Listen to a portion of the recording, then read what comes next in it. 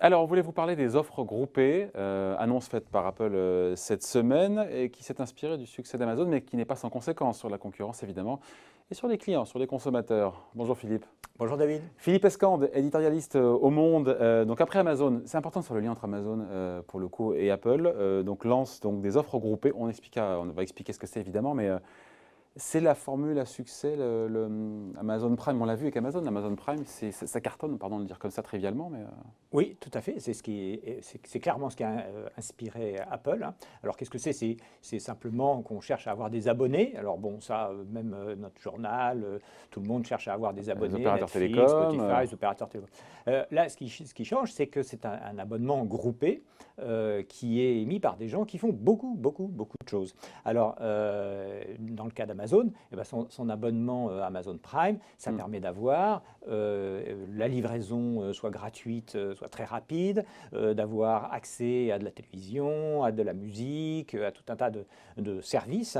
Et ça, en quelque sorte, enferme un peu le consommateur, à son gré, hein, bien sûr, dans un système qui fait que non seulement ça rapporte de l'argent à Amazon sur les abonnements, mais en plus, les abonnés Amazon, eh bien, ils dépensent 2 fois plus de produits chez Amazon que les autres. Preuve que c'est une bonne idée. C'est une très bonne idée du parce point que de vue ça de la boîte. représente, voilà.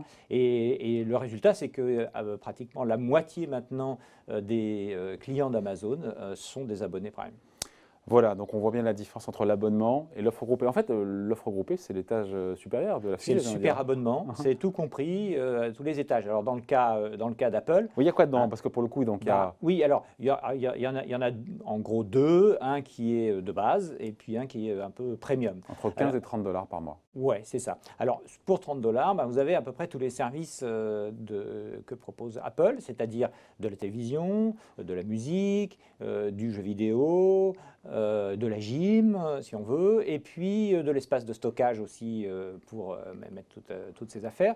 Donc, tous ces services qui étaient payants, évidemment, eh bien, ils sont inclus pour un prix qui est inférieur à la somme de tous ces services. Il faut bien que le consommateur il gagne quelque part. Hein. Alors, il y gagne s'il voulait s'abonner à tous ces services. S'il ne voulait pas s'abonner à tous ces services, bon, on lui en donnera un pour le même prix, en quelque sorte. Et du coup, ça permet à Apple de fidéliser et il l'espère en tout cas, de récupérer des clients pour toute son offre de service. Or, on sait aujourd'hui que le service, c'est le relais de croissance d'Apple, hein. C'est-à-dire que l'iPhone, maintenant, les ventes sont relativement stagnantes. D'ailleurs, là, quand il a annoncé ça, il avait Dans même la keynote, dans le keynote de Tim Cook, il n'y avait même pas de nouvel iPhone. Il faudra attendre parce qu'à cause de la 5G qui n'est pas encore tout à fait prête. Mais en revanche, sur les services, c'est important. Alors, le service, c'est déjà 50 milliards de $ de chiffre d'affaires chez Apple, hein, et il estime, enfin en tout cas, c'est ce que les analystes estiment, qu'avec un abonnement groupé, il pourrait gagner presque jusqu'à une dizaine de points, enfin 6, 7, 8, 9, je ne sais pas trop, de points en plus. Les services pourraient rapporter plus que le hardware, que les iPads, que les iPhones. Alors c'est déjà le cas, les services rapportent plus d'argent. Oh, la mauvaise question. Ouais, non, mais c'est vrai. C'est déjà le cas. Oui, c'est déjà le cas, c'est-à-dire que ça rapporte plus en tout cas que les ordinateurs, hein, cette partie-là. Pas que l'iPhone, évidemment. L'iPhone, ça reste. Non, je pensais par rapport à l'ensemble de l'hardware, entre guillemets, iPhone, iPad. L'ensemble du hardware, non. Ah ben voilà, mais, ma question est légitime. Oui, tout à fait. Mais il y a un moment où il y aura un point de bascule. Mais ils vendent aujourd'hui, les services, ça représente plus que les ventes d'ordinateurs. D'accord. Hein, c'est en croissance plus forte. Et donc c'est en croissance très forte. Donc aujourd'hui, c'est 20% de leur chiffre d'affaires, un peu plus. Et l'objectif, c'est que ça fasse 30, voire plus, c'est-à-dire continuer sur ce relais de croissance d'Apple. Bon, donc on voit bien, l'abonnement, les offres groupées, c'est donc effectivement, comment dire, c'est le modèle économique à succès. C'est le modèle mais ce n'est pas sans conséquences, sans répercussions sur à la fois la concurrence et donc sur les clients. Déjà sur la concurrence, parce que finalement, Apple se retrouve, comment dire, à produire des contenus qui entrent en concurrence avec d'autres éditeurs de contenu partenaires qu'Apple distribue aussi. Là, on revient à cet été, pour pour ceux qui ont des enfants et qui ont vu Fortnite, l'épisode Epic Games qui a disparu de l'App Store. Absolument, absolument. C'est ça finalement. C'est ça, exactement. En fait, c'est le problème de gens qui ont ce qu'on appelle une plateforme. Amazon a une plateforme de commerce. Apple a une plateforme d'application. Et ces gens, ils ont une plateforme, donc ce sont des commerçants, comme un supermarché. Et puis en même temps, ils sont producteurs de leurs propres produits. Les marques repères en équivalent supermarché. Ce qu'on appelle les marques repères en supermarché. Oui, c'est un peu ça, mais ça va beaucoup plus loin. C'est comme si chez Carrefour, à l'intérieur du Carrefour, il y avait aussi d'autres commerçants qui étaient invités à venir. Ouais. Et donc les corners, que le boucher c'était un autre commerçant, que l'épicier c'est un autre commerçant, et qu'en même temps ils proposent aussi les mêmes produits. Donc sur Amazon c'est évident, c'est-à-dire que Amazon a ce qu'ils appellent leur marketplace, c'est-à-dire que ce sont des commerçants indépendants qui sont hébergés par Amazon, qui fait tout du sol au plafond, la logistique, la livraison, etc., qui assure tout, mais ce sont des commerçants indépendants.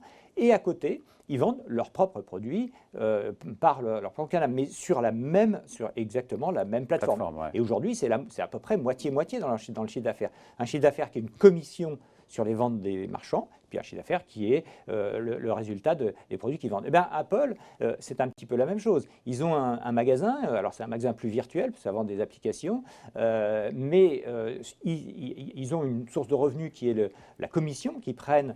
Donc, par exemple, sur Fortnite, eh bien, ils vont prendre 30% du chiffre d'affaires. Et puis, d'un autre côté, ils ont leurs propres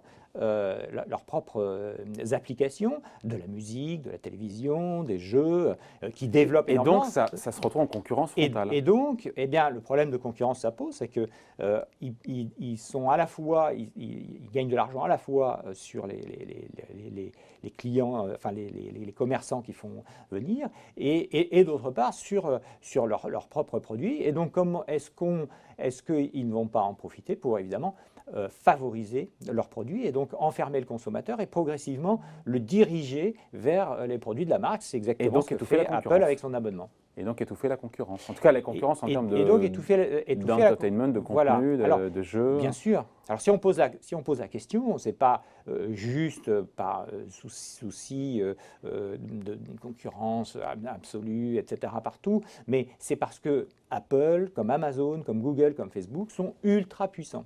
Et donc, avec cette puissance, ils ont les moyens d'écraser tout ce qui pourrait venir contester leur puissance ou de prendre leur place. Le meilleur exemple, c'est évidemment Spotify, qui est une des rares startups européennes qui soit dominante au niveau mondial, peut-être même la seule. Et Apple a sorti sa propre offre de musique, et ils entendent bien évidemment étouffer Spotify, qui pourtant est accessible sur ses smartphones. Donc dans le magasin d'applications d'Apple, on peut acheter du Spotify. Donc on n'est pas enfermé pour le coup.